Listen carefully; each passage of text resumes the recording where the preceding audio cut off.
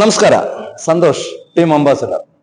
Hello friends, ನಾವು ಇವತ್ತು ಚರ್ಚೆ ಮಾಡೋದು ತುಂಬಾ ಸೀರಿಯಸ್ ಆದ ಒಂದು ವಿಚಾರ. ಒಂದು ಸೇಲ್ಸ್ ಮ್ಯಾನ್ ಯಾವಾಗಲೂ ಕೇಳಕ್ಕೆ ಇಷ್ಟ ಇಲ್ಲದ ಒಂದು ವೇಡ್, let me think about it. ನಾನು ಇದರ ಬಗ್ಗೆ ಯೋಚನೆ ಮಾಡ್ತೀನಿ.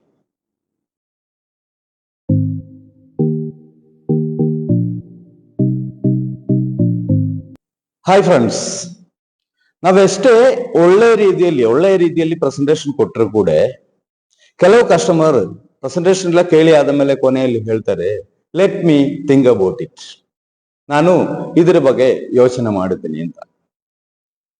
ಅವಾಗ ಆಲ್ಮೋಸ್ಟ್ ಸೇಲ್ಸ್ ಮ್ಯಾನ್ಸು ಆಯ್ತು ಸರ್, ನೀವು ಯೋಚನೆ ಮಾಡಿ ಹೇಳಿ ಅಂತ ಹೇಳಿ, ಸರ್ ನಾನು ಯಾವಾಗ ಮತ್ತು ನಿಮಗೆ ಕಾಲ್ ಮಾಡಲಿ ಅಂತ ಕೇಳ್ತಾರೆ. ಸರ್, ಒಂದು ವಾರ ಬಿಟ್ಟು ನಾನು ಕಾಲ್ ಮಾಡಲ್ಲ ಅಂತ ಕೇಳ್ತಾರೆ. ಎಸ್, ಕಸ್ಟಮರು ಎಲ್ಲ ಕಸ್ಟಮರು ಅವ್ರಿಗೆ ತುಂಬಾ ಖುಷಿ ಆಗುತ್ತೆ. ಎಲ್ಲ ಕಸ್ಟಮರ್ ಹೇಳ್ತಾರೆ, ಎಸ್ ನೀವು ಕಾಲ್ ಮಾಡಿ ಅಂತ ಹೇಳಿದಾಗ, ಓಕೆ ಸರ್ ಥ್ಯಾಂಕ್ ಯು ಅಂತ ಹೇಳಿಬಿಟ್ಟು ಆ ಸೇಲ್ಸ್ ಮ್ಯಾನ್ ವಾಪಸ್ ಹೋಗ್ತಾರೆ. ಫ್ರೆಂಡ್ಸ್, ಇಲ್ಲಿ ನಾವೊಂದು ವಿಚಾರ ತಿಳ್ಕೋಬೇಕಾಗಿದ್ದು, ಯಾವುದೇ customer let me think about it ಅಂತ ಹೇಳಿದ ಮೇಲೆ ನೀವು ಅಲ್ಲಿಂದ ಅದು ಕೇಳ್ಕೊಂಡು ನೀವು ವಾಪಸ್ ಬಂದಿದೆ ಅಂದ್ರೆ ನಿಮಗೆ ಖಂಡಿತ 90% ಆ ಸೇಲ್ಸ್ ನಿಮಗೆ ಮತ್ತೆ ಕ್ಲೋಸ್ ಮಾಡಕ್ಕೆ ಆಗೋದಿಲ್ಲ ಅಂತ ಸತ್ಯ ನಾವು ತಿಳಿದಿರಬೇಕು. ಕಾರಣ ಯಾಕೆಂದ್ರೆ ಅವರು let me think about it ಅಂತ ಹೇಳಿದ್ರೆ, ಅವರು ನೀವು ಹೇಳಿರೋ ಪ್ರೆಸೆಂಟೇಶನ್ ಬಗ್ಗೆ ನೀವು ಹೋದ ಮೇಲೆ ಅವರು ಯೋಚನೆನೇ ಮಾಡಲ್ಲ. ಇದೇ ಸತ್ಯ. ಓಕೆ, ಹಾಗಾದ್ರೆ ಇದಕ್ಕೊಂದು ಸೊಲ್ಯೂಷನ್ ಇಲ್ವಾ? ಇದಕ್ಕೊಂದು ಸೊಲ್ಯೂಷನ್ ಏನ್ ಮಾಡಬಹುದು? ಅದಕ್ಕೆ ಒಂದು ಸೊಲ್ಯೂಷನ್ ಇದೆ ಫ್ರೆಂಡ್ಸ್. ಆ customer let me think about it ಹೇಳುವ ಟೈಮಲ್ಲಿ ನಾವು ಅವರಿಗೆ ಆವಾಗಲೇ ಒಂದು ಎಕ್ಸಾಂಪಲ್ ಹೇಳಬೇಕು. ಸರ್, ಎಕ್ಸಾಂಪಲ್, ನಾನು ಇನ್ನೊಬ್ಬ ವ್ಯಕ್ತಿ ಜೊತೆಯಲ್ಲಿ ಮಾತಾಡ್ತಾ ಇರುವಾಗ, ಪ್ರೆಸೆಂಟೇಶನ್ ಕೊಡುವಾಗ ಆ ವ್ಯಕ್ತಿ ನನಗೆ ಕೊನೆಯಲ್ಲಿ let me think about it ಅಂತ ಆನ್ಸರ್ ಹೇಳಿದರೆ, ಎಕ್ಸ್ಕ್ಯೂಸ್ ಹೇಳಿದರೆ, ನಾನು ಅವರಿಗೆ ವಾಪಸ್ ಕೇಳ್ತೀವಿ, ಸರ್ ನೀವು ಯೋಚನೆ ಮಾಡ್ತೀನಿ ಅಂತ ಹೇಳಿದಕ್ಕೆ 2 ಕಾರಣಗಳಿರುತ್ತದೆ. ಅದರಲ್ಲಿ ಮೊದಲನೇ ಕಾರಣ,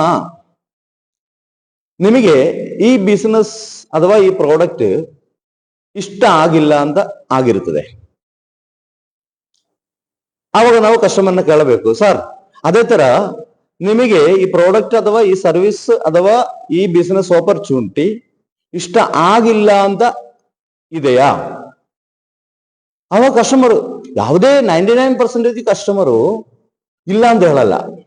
ಇಮಿಡಿಯೇಟ್ ಆಗಿ ಕಸ್ಟಮರ್ ಹೇಳ್ತಾರೆ, ನೋ ನೋ ನೋ ನೋ, ನನಗೆ ನಿಮ್ಮ ಪ್ರಾಡಕ್ಟ್ ಇಷ್ಟ ಆಯ್ತು, ನಿಮ್ಮ ಆಪರ್ಚುನಿಟಿ ಅವಕಾಶನೂ ಇಷ್ಟ ಆಯ್ತು.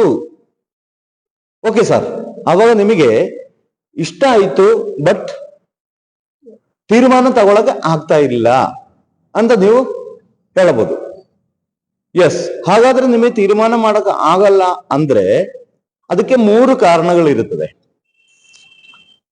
ಒಂದು, ಈ ಪ್ರಾಡಕ್ಟ್ ಅಥವಾ ಈ ಅವಕಾಶ ಅಥವಾ ಈ ಸರ್ವಿಸ್ ನಿಮ್ಮ ಸಮಸ್ಯೆಗೆ ಸೊಲ್ಯೂಷನ್ ಆಗಿದೆಯಾ ಅಂತ ನಿಮಗೆ ಕ್ಲಾರಿಟಿ ಸಿಕ್ಕಿಲ್ಲ ಅಂತ ನೀವು ಹೇಳಿದಾಗ ಕಸ್ಟಮರ್ ಇಮಿಡಿಯೇಟ್ ಆಗಿ ಆಕ್ಷನ್ ಮಾಡಕ್ಕೆ ಶುರು ಮಾಡ್ತಾರೆ. ಎಸ್, ನನಗೆ ಇದ್ರ ಬಗ್ಗೆ ಸ್ವಲ್ಪ ಕ್ಲಾರಿಟಿ ಬರಲಿಲ್ಲ, ನೀವು ಹೇಳಿರೋದು ಈ ತರ ನಾನು ಇದರಲ್ಲಿ ಪ್ರಾಡಕ್ಟ್ ತಗೊಂಡ್ರೆ ನನ್ನ ಈ ಸಮಸ್ಯೆಗೆ ಸೊಲ್ಯೂಷನ್ ಆಗುತ್ತೆ ಅಂತ ನನಗೆ ಕ್ಲಾರಿಟಿ ಬರಲಿಲ್ಲ, ಅಥವಾ ಆ ಅವಕಾಶಕ್ಕೆ ನನಗೆ ಈ ತರ ಅವಕಾಶ ನಾನು ತಗೋಬಹುದಾ ಅಂತ ಒಂದು ಕ್ಲಾರಿಟಿ ಬರಲಿಲ್ಲ ಅಂತ ಅವರು ನಿಮ್ಮ ಹತ್ರ ಮಾತಾಡಕ್ಕೆ ಶುರು ಮಾಡಿಬಿಡ್ತಾರೆ. ಅವರೇ ಮತ್ತೆ ಕ್ವಶನ್ಸ್ ಕೇಳ್ತಾರೆ, ನನಗೆ ಇದ್ರ ಬಗ್ಗೆ ಚೂರು ಕ್ಲಾರಿಟಿ ಕೊಡಿ ಅಂತ ಅವರೇ ಕೇಳ್ತಾರೆ. ಕೂಡಲೇ ನೀವು ಅದ್ರ ಬಗ್ಗೆ ಕ್ಲಾರಿಟಿ ಕೊಟ್ರೆ ಕಸ್ಟಮರ್ ಕನ್ವಿನ್ಸ್ ಆಗುತ್ತೆ. ಓಕೆ, ಎರಡನೇದಾಗಿ ಅವರಿಗೆ ಇದು ಪರಿಪೂರ್ಣವಾಗಿ ಒಂದು ನಂಬಿಕೆ, ವಿಶ್ವಾಸಕ್ಕೆ ಬರ್ತಾ ಇಲ್ಲ. ಅಂದ್ರೆ ಈ ತರ ಎಲ್ಲ ಈ ಪ್ರಾಡಕ್ಟ್ ವರ್ಕ್ ಆಗುತ್ತಾ, ಇಲ್ಲ ಈ ತರ ಎಲ್ಲ ನಾನು ಈ ಬಿಸಿನೆಸ್ ನನ್ನ ಕರಿಯರ್ ಬಿಲ್ಡ್ ಮಾಡಕ್ಕೆ ತಗೊಂಡ್ರೆ ನನ್ನ ಕರಿಯರ್ ಈ ತರ ಎಲ್ಲ ಬಿಲ್ಡ್ ಮಾಡಕ್ ಆಗುತ್ತಾ, ಅವ್ರು ಮೊದಲನೇ ಸಲ ಕೇಳ್ತಾ ಇರ್ತಾರೆ. ಅದರಿಂದ ಅವರಿಗೆ ನಂಬಿಕೆ ಬರಬೇಕು ಅಂದಿಲ್ಲ. ಅವಾಗ ಅವರು ಈ ತರ ನನ್ನ ಕರಿಯರ್ ಬಿಲ್ಡ್ ಮಾಡಕ್ಕೆ ಈ ಅವಕಾಶ ಯೂಸ್ ಮಾಡ್ಕೊಂಡ್ರೆ ಈಸಿ ಆಗುತ್ತಾ, ಅಂತ ಅವರು ಕೇಳ್ತಾರೆ. ಆವಾಗ ನೀವು ಅದಕ್ಕೆ ಕ್ಲಾರಿಟಿ ಕೊಡ್ಬೋದು. ಅದಕ್ಕೆ ಕ್ಲಾರಿಟಿ ಕೊಡಕ್ ಆಗಲ್ಲ ಅಂದ್ರೆ ಈಗ ಪ್ರಾಡಕ್ಟ್ ಬಗ್ಗೆ ರಿಸಲ್ಟ್ ಪ್ರಾಡಕ್ಟ್ ನಿಮಗೆ ಇದರ ವರ್ಕ್ ಆಗುತ್ತೆ ಅಂತ ಒಂದು ಡೆಮೋ ಕೊಟ್ಟು ನೀವು ಎಕ್ಸ್ಪ್ಲೈನ್ ಮಾಡುವ ನೆಕ್ಸ್ಟ್ ವ್ಯವಸ್ಥೆಗೆ ಹೋಗಬಹುದು.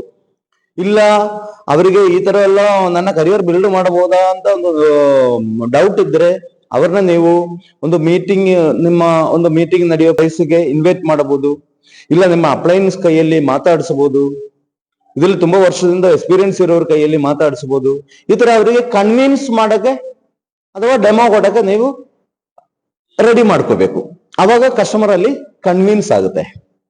ಓಕೆ, ಇದೆರಡು ಎಲ್ಲ ಸಮಸ್ಯೆ ಅಂದ್ರೆ ಮೂರನೇದಾಗಿ ಒಂದೊಂದು ರೀಸನ್ ಇರುತ್ತದೆ. ಆ ಕಸ್ಟಮರ್ಗೆ ನೀವು ಇಂಟ್ರೊಡ್ಯೂಸ್ ಮಾಡಿರೋ ಪ್ರಾಡಕ್ಟ್ ಬೈ ಮಾಡಿ ನಿಮ್ಮ ಅವಕಾಶ ಒಳಗಡೆ, ನಿಮ್ಮ ಆಪರ್ಚುನಿಟಿ ಒಳಗಡೆ ಬರ್ಲಿಕ್ಕೆ ಅವರು ಫೈನಾನ್ಷಿಯಲ್ ಆಗಿ ಪ್ರಾಬ್ಲಮ್ ಇರುತ್ತೆ. ಅಂದ್ರೆ ಅವರಿಗೆ ಹಣ ಸಮಸ್ಯೆ ಇರುತ್ತದೆ. ಮೂರನೇದಾಗಿ ಒಂದೊಂದು ಸಮಸ್ಯೆ ಇರೋದು ಹಣ ಸಮಸ್ಯೆ ಇರುತ್ತದೆ. ಅವಾಗ ನೀವು ಮೂರನೇದಾಗಿ ಇದೆರಡು ಸಮಸ್ಯೆನೂ ಅಲ್ಲ ಅಂದ್ರೆ ನೀವು ಮೂರನೇ ಸಮಸ್ಯೆ ಅವ್ರನ್ನ ಕೇಳಬಹುದು. ಸರ್ ನಿಮಗೆ ಇದು ಬೈ ಮಾಡಕ್ಕೆ ಏನಾದ್ರೆ ಹಣ ಸಮಸ್ಯೆ ಇದೆಯಾ ಅಂತ ಕೇಳಬಹುದು. ಆವಾಗ ಕಸ್ಟಮರ್ ಫ್ರೀ ಆಗಿರ್ತಾರೆ. ಆಗ ನಿಮ್ಮ ಹತ್ರ ಅವರು ಶೇರ್ ಮಾಡ್ತಾರೆ, ಎಸ್ ನನ್ನ ಹತ್ರ ಹಣ ಸ್ವಲ್ಪ ಶಾರ್ಟೇಜ್ ಇದೆ, ಆ ಕಾರಣದಿಂದನೇ ನಾನು let me think about it ಅಂತ ಹೇಳಿರೋದು. ನಾನು ಇದ್ರ ಬಗ್ಗೆ ಯೋಚನೆ ಮಾಡ್ತೀನಿ ಅಂತ ಹೇಳಿರೋ ಕಾರಣನೇ, ನನ್ನ ಹತ್ರ ಹಣ ಶಾರ್ಟೇಜ್ ಇರೋ ಕಾರಣನೇ ಅಂತ ಹೇಳಿದಾಗ ಖಂಡಿತ ನಿಮಗೆ ಅವರಿಗೆ ಆ ಹಣ ರೆಡಿ ಮಾಡಕ್ಕೆ ಈಗ ಕೆಲವು ಪ್ರಾಡಕ್ಟ್ EMI ಅಲ್ಲಿ ತಗೋಬಹುದು. ಕೆಲವು ಪ್ರಾಡಕ್ಟ್ ಅಡ್ವಾನ್ಸ್ ಮಾಡಿ ಎಂಟ್ರಿ ಮಾಡ್ಕೊಂಡು ಒಳಗಡೆ ಬಂದು ಮತ್ತೆ ಕಮಿಷನ್ ಅಲ್ಲಿ ಕಟ್ ಮಾಡೋ ಒಂದು ವ್ಯವಸ್ಥೆಗಳೆಲ್ಲ ಇರುತ್ತೆ. ಹಲವಾರು ಕಂಪನಿಗಳಲ್ಲಿ ಹಲವಾರು ಆಪ್ಷನ್ಸ್ ಇರ್ತದೆ. ಇದ್ರಲ್ಲಿ ಯಾವ್ದಾದ್ರು ಒಂದು ಆಪ್ಷನ್ ಸೊಲ್ಯೂಷನ್ ಅಂದ್ರೆ ಅವರಿಗೆ ಆ ಸೊಲ್ಯೂಷನ್ ಗೊತ್ತಿಲ್ಲ, ಅವ್ರಿಗೆ ಅದು ಐಡಿಯಾಸ್ ಇಲ್ಲ. ನಿಮಗೆ ಐಡಿಯಾಸ್ ಇರ್ತದೆ. ನೀವು ಆ ಐಡಿಯಾಸ್ ಅವ್ರಿಗೆ ಹೇಳಿ ನಿಮ್ಮ ಪ್ರಾಡಕ್ಟ್ ಬೈ ಮಾಡಿಕೊಂಡು ಅವರ ನಿಮ್ಮ ಅಸೋಸಿಯೇಟ್ ಆಗಿ ಬಂದು ಈ ಬಿಸ್ನೆಸ್ ಕರಿಯರ್ ಬಿಲ್ಡ್ ಮಾಡಕ್ಕೆ ಈ ಬಿಸ್ನೆಸ್ ಅವರು ತಗೊಳ್ಳೋದಾದ್ರೆ ಅದಕ್ಕೆ ಅವ್ರಿಗೆ ಅವಕಾಶ ಆಗುತ್ತೆ. ಇಲ್ಲ ಅವ್ರಿಗೊಂದು ಪ್ರಾಡಕ್ಟ್ ಸಾಕು ಅಂದ್ರೆ ಆ ಪ್ರಾಡಕ್ಟ್ ಬೈ ಮಾಡಕ್ಕೆ ಬೇರೆ ಏನಾದ್ರು EMI ಆಪ್ಷನ್ ಏನಾದ್ರು ಕೊಟ್ಟು ನಿಮಗೆ ಅವರಿಗೆ ಕನ್ವಿನ್ಸ್ ಮಾಡಕ್ ಆಗುತ್ತೆ. ಆವಾಗ ಅಲ್ಲಿ ನಿಮಗೆ ಆ ಬಿಸ್ನೆಸ್ ಕ್ಲೋಸಿಂಗ್ ಮಾಡಕ್ ಆಗುತ್ತೆ. ಅಲ್ಲದೆ ನೀವು ಪ್ರೆಸೆಂಟೇಶನ್ ಎಲ್ಲ ಕೊಟ್ಟಾದ ಮೇಲೆ ಕಸ್ಟಮರ್ ಹೇಳ್ತಾರೆ let me think about it ಅಂತ ಹೇಳಿದಾಗ, ನಾನು ಅದರ ಬಗ್ಗೆ ಯೋಚನೆ ಮಾಡ್ತೀನಿ ಅಂತ ಹೇಳಿದಾಗ ಅವರಿಗೆ ಆಯ್ತು ಸರ್ ನೀವು ಯೋಚನೆ ಮಾಡಿ ನಾನು ನೆಕ್ಸ್ಟ್ ವೀಕ್ ಕಾಲ್ ಮಾಡ್ತೀನಿ ಅಂತ ಹೇಳಿ ಥ್ಯಾಂಕ್ ಯು ಹೇಳಿಬಿಟ್ಟು ನೀವು ಈಚೆ ಬಂದ್ರೆ ಖಂಡಿತ 100%, 90% ನಿಮಗೆ ಆ ಬಿಸ್ನೆಸ್ ಮತ್ತೆ ಕ್ಲೋಸಿಂಗ್ ಮಾಡಕ್ಕೆ ಆಗೋದಿಲ್ಲ ಅಂತ ಸತ್ಯ ನಾವು ತಿಳ್ಕೊಂಡಿರಬೇಕು.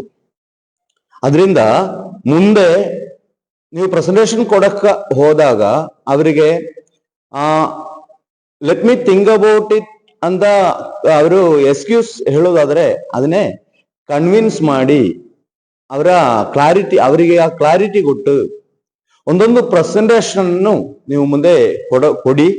ಅವಾಗ ನಿಮಗೆ ನಿಮ್ಮ ಬಿಸ್ನೆಸ್ ಅಲ್ಲಿ ನಿಮಗೆ ಗ್ರೋತ್ ಖಂಡಿತ ಸಿಗುತ್ತೆ.